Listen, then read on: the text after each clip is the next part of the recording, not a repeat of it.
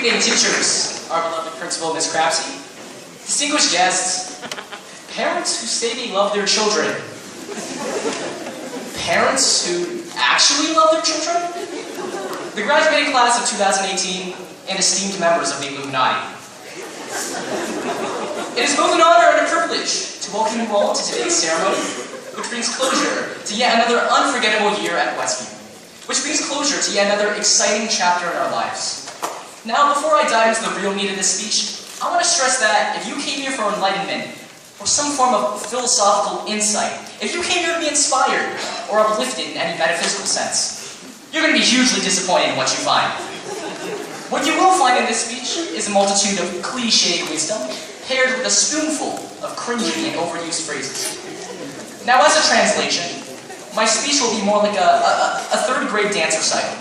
The best part is when it ends. Alright, with that being said, today we have become Westview graduates. No longer are we prepubescent children. We are now prepubescent teenagers. Okay? It's different. Now, no matter how we stumbled along this path, what is important now is that we are here to celebrate our triumphs, our achievements, and our collective and individual victories. Now, I want you all to realize that today is a special day, and so is tomorrow. But on a serious note, I would like to tell you all a little story. Now, back when I was in kindergarten, I used to think teachers lived at school. Now, as absurd as this sounds, this seemed to me like an extremely practical and ingenious strategy. You know, I picture teachers sleeping in their classrooms at night with their polka dot pajamas on and alarm clocks set for the next day. I know, I was a pretty imaginative kid. Now, when it came time to wake up, they would brew their coffee over by the sink and hum to the radio. I don't know, perhaps dancing to arcane opera music. It never occurred to me how ridiculous I must have been to have believed all this, because the computers were so old I had better luck browsing Quora on a moldy potato.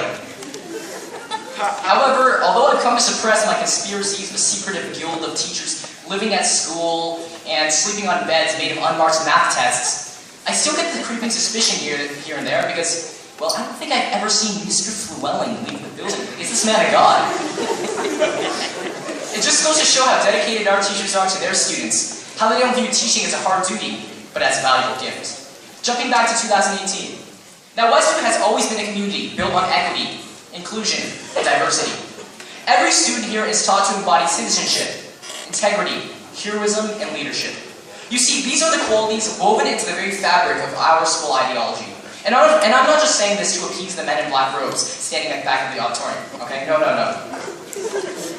Each of us has had our own unique share of experiences at Westview, an assortment of good times, bad times, times of laughter, times of joy, times of school spirit, and of course, times of arduous work on that project we were thrilled about handing in the following day.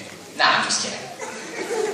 But Westview has always been about engaging and enthralling us students, fostering our talents and piquing our interests. This is evident by the sheer volume of commitment put in by your teachers and volunteers, from organizing band to helping create the school's first robotics club. Let's have a round of applause for our staff and the devoted parents and friends who went out of their way to make Westview a better place.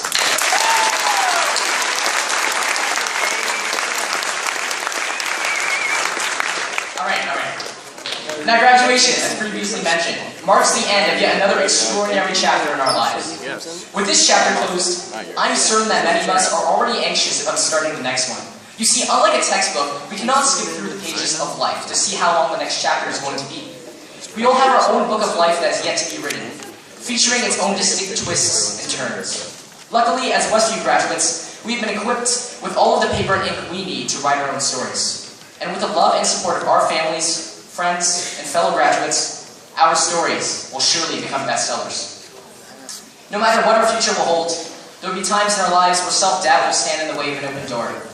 When this happens, let us all remember the following. Bill Gates' first business was a financial failure. Beethoven was told by his music teacher that he was hopeless as a composer. Michael Jordan was cut from his high school basketball team. Dr. Seuss, you know that guy, right? His first manuscript was rejected 28 times. And Abraham Lincoln, well, he was defeated in 8 presidential elections before becoming the most eminent president in U.S. history. Now, fellow graduates, if there's one thing that Westview has taught me, it is to never follow anyone else's path. Unless you're lost in the jungle and see a path, then by all means follow it. If you allow others to define who you are, you will amount to nothing. And if you continue to do absolutely nothing until adulthood, the only job you will be absolutely qualified for is a seat in the US Senate.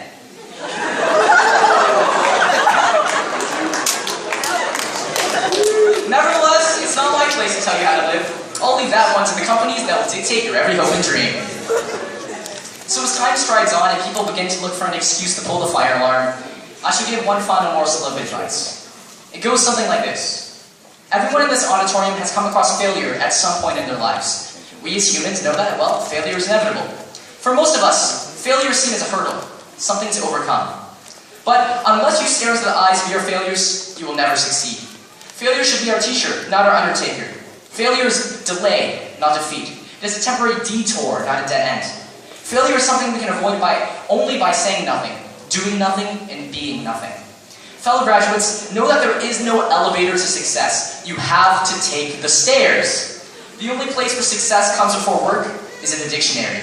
And even then, you're going to have to go through hundreds of unpleasant nouns to get there. Now to address that one smart aleck in the audience who says, "So Peter, you're saying that we should all be happy with our failures? Isn't that just an impediment to success?"